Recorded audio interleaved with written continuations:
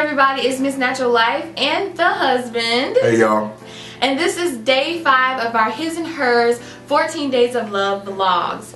And today we're going to talk about guarding love. Before we get started, we did want to say thank you to everyone for continuing with our series. We've gotten a lot of comments and messages about how much this has been a blessing to people, and we have to admit that this has been a blessing for us as well. We are having a blast together doing these videos, but also the thing we are loving the most is the interaction. So all the comments that you guys are leaving and the messages that you guys are sending is wonderful, and we just want to say thank you so much for playing along. Definitely. I'm having a blast doing this. Little husband side tag. If the husbands are watching this, if your wife asks you to do it, just do it. It's fun. Yeah, I'm having a blast doing this whole thing because I just get to be me. Everybody gets to see what she get to put up with every day. So yes, what I get to put up with every day, but he has to put up with me too. So we're going to talk about guarding love today, and we have a couple of areas that we want to mention. One of the most important things for young couples is marriage counseling. Yes. Okay, now let's just be real. A lot of times people think counseling is for weirdos or people that don't know what they're doing or wacky stuff or whatever, and they disregard the value in counseling. And sometimes people just think they know it all. Yeah. So they don't need nobody to help them out. They just think they know it all. Right. And so we just want to encourage couples and just for the record say that marriage counseling is a very important piece in having a successful marriage. You need to have someone that can be an accountability to you, that can, you know, speak into your life, someone with experience and different things like that. We're not saying just go to some random person, but someone that actually, you know, that you trust to speak into your life. The other thing with marriage counseling is that it gives you a chance to really talk about things that maybe you haven't talked about. Like we said in our previous vlogs, you know, we were best friends like in the whole wide world, but there were still things that we did not know about each other that came out in our marriage counseling. Right. Those sessions were really fun. We had a wonderful pastor that we did our counseling with, and the way they challenged us to talk about things, talking about your past, talking about your future, talking about your ideals, your values, is very important for that foundation, because if you don't know where you're starting, you don't know where you're going. I mean, let's just be real. And so a lot of people start out lost because they don't really know their spouse, and then they haven't discussed a whole arena of things that need to be discussed before you say I do. So marriage counseling is important. It's one of those things that just helps you out. You know what I mean? It's like you get to get it all out before you get married. If there's any secrets or anything that you need to get out, that's that time, and it's a or any expectations, just different things that you need to get out right then. You're laying everything on the line, your past, and most people will say, well, my past is not important, you know, because I had it. You're my future, baby, so my past is not important. But the past is very important. And not just the past in terms of relationships. We're talking about how you were raised, you know, how your parents do, what your value system is. Even in terms of children, even if you don't have any children, you know, but even talking about what the expectations that you have for each other, for your life, what your goals are, what your ambitions are, because the worst thing in the world is to not be on the same page. It just causes a whole bunch of problems. Oh, absolutely. I mean, you gotta be one. You're becoming one. It's a process. So what better way to become one than to go to counseling to help you become one? Most people think that when you say I do, and because the Bible says you now one and all that good stuff, it's just automatic. It just happens. It's not automatic. Okay. You know what I mean? So God does not wave a magic wand and say, "Oh, you are now one, and now you know everything about them, and you're perfect." No, it's not like that. You better get some counseling. And the thing that people feel like when you hear the word counseling is that counseling is trying to fix something. Well, it's not necessarily, you know, there are different types of counseling for different types of things. And it's marriage counseling, you need to look at it more as preventive care. Right. That's why you go to the doctor before you get sick. That's why they check you out before. That's why you get vaccines and all those type of things before. Right. Is to prevent, is to catch things before they become poisonous or before they become deadly to you. And so it's the same thing with that. So it's not fixing it as in something's wrong with me or something's wrong with him, but it's preventive. And let's look at the issues that may arise if you don't deal with this, this, and this. So absolutely. Marriage counseling, you need to do it. Gotta have it. Gotta have it. Also, in guarding love, it's important that the people that you have in your life are established people. You want to be careful who you take advice from. I mean, we had a lot of friends. We had a lot of people that were involved in our lives, but we didn't have a lot of people mentoring us in our dating in terms of you shouldn't do this and you need to do that and all that kind of things. We chose a established couple that had been married for, how long were they married? A while. I'm not sure. They were married for quite some time, at least 5 to 6 years. They were married the whole time that we were. Yeah, so maybe they were married as long as we've been married.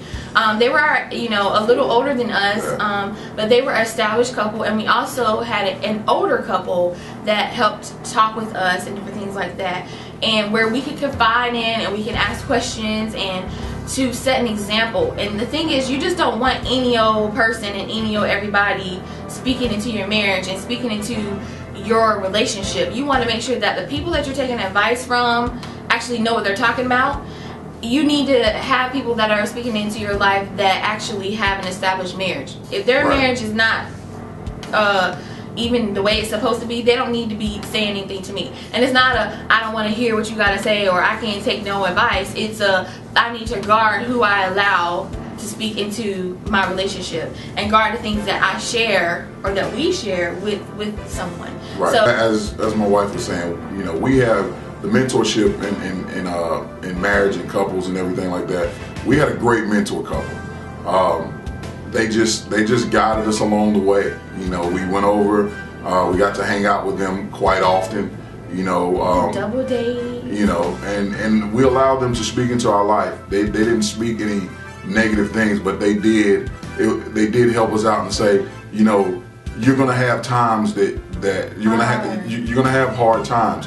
Hard times doesn't mean like, oh, we're getting ready to get divorced and we're getting ready to do all this. That's not what I mean. Meaning that you guys you're gonna have to stick together with each other and make decisions together.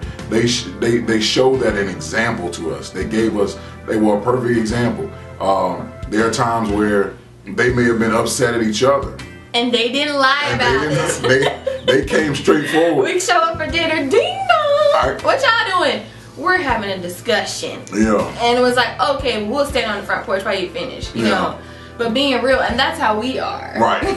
People will ask me, what's going on with y'all? Well, we're discussing a few things right now. People will ask me. I have homeboys that ask me, they're like, and there are other married couples. I don't let everybody. People don't know my business. We don't like that. Put it all out there. But people are like, what's going on with y'all? And I just be like, we beefing. Check back in 10 minutes. but no, this couple was very instrumental for us. They helped us out incredibly. It was just and they allowed us to ask questions, and even that they shared their lives with us, you know, how they did things, and encouraged us to pray about and discuss amongst ourselves how we want to do things. So we're not saying we idolize them, but we did, you know, allow them to be, you know, examples for us in our lives. And so if you're going to have people speaking into your life, if you're going to have someone giving you advice, you need to be getting advice from a very solid foundation marriage, you know, people that like that. Man, side note, here we go. Men, I just got to do this just in case the husband is watching this. It's good to have that male counterpart to be able to talk to be able to give you an example and to be able to help you out and help guide you along the way, because trust me, you can't do it on your own. We are different. Men and women are just different, and you need somebody who has possibly been down that road before and that's still walking down that road because they know what they're talking about. It's good to have that. Don't think that you can do it by yourself. And that's also not just in preparation for marriage, but also while you're married. Absolutely. You know, you want to have that accountability. But even with that, you don't want to put all your business out in the street. Absolutely. You know, and so we have to say that, you know, keeping your relationship, not yours and your mama's and your daddy's relationship and you and your sister and your best friend, but the relationship between me and him. That's important before the altar and after the altar. Absolutely. So, you know, even, you know, how we're saying it's good to have, you know, that couple or those people to speak into your life. You don't want to have people so heavily involved in your relationship that they are detrimental to your relationship. Right. So you have to guard your relationship from the outside, you know, and that means that every single discussion that we have, or maybe the contents of that discussion or the details of that discussion, we only discussing between me and him. Right. Our business is our business. And I'm not saying that in terms of, you know, spousal abuse or something like that. I'm just talking about general relationships. You know, it needs to be between me and him.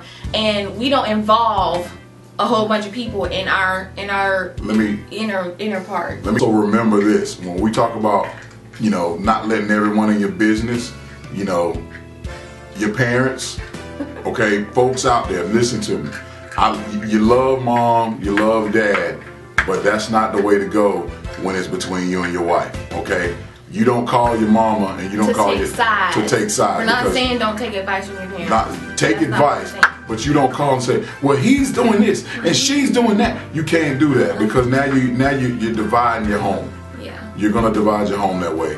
You can take advice from them, but don't put your business in their life. Yeah. Because they'll pick up your what is it? Offense. Your offense. That's the thing. You don't want that, because I might be upset about something with him and spout off and just go all off and everything like that. Well, after it's all said and done, we've all made up, we lovey-dovey, gushy-wishy, and then mom is over here still mad. And I have pretty much defamed him. I've pretty much put a character blow, and that's not what you're supposed to do. You want to always uplift your spouse. I'm not saying lie or anything like that, but I'm saying you just don't need to involve a whole lot of people. You don't need to involve your friends or your family in the intricate details of your marriage. Work it out with your spouse. Absolutely. And then, you know, if you need help, like we just said, it's fine to have counseling, it's fine to have mentoring, it's fine to have advice, but your ultimate relationship, the communication needs to be between you and your husband, and then you need to include God in that. You know, pray about that thing. You know, pray about, okay, my husband's not understanding me. Before I go talk to my best friend about it, actually pray about it and say, well Lord, help me to figure out a way. You know what I'm saying? And not involving a whole bunch of other people. And a lot of times I don't have to involve anybody else. You know, and so we're saying that, you know, there's a balance to it all. It's a very big balance. So it's very, very important, you know, to just do those. So we just wanted to just mention those 3 tips in guarding love, you know, and just to put them out there, you know, and we want to hear what you have to say. So let us know what you think. What do you guys think about marriage counseling? You know, did you do marriage counseling? Are you planning on doing marriage counseling? Is it helping you? You know, do you have a mentor couple? You know, I got a question for you. How many folks in your business? How many folks in your business? How many folks you let in your business? You be going to work. Girl, let me tell you what he did. Cut it out. So, you know, do you have a balanced relationship? Let us know your thoughts. Let us know your feedback on what we had to say, and let us know how you work it out. So, thank you so much for watching us for day 5. We love you guys, and we will see you in the next video. Bye.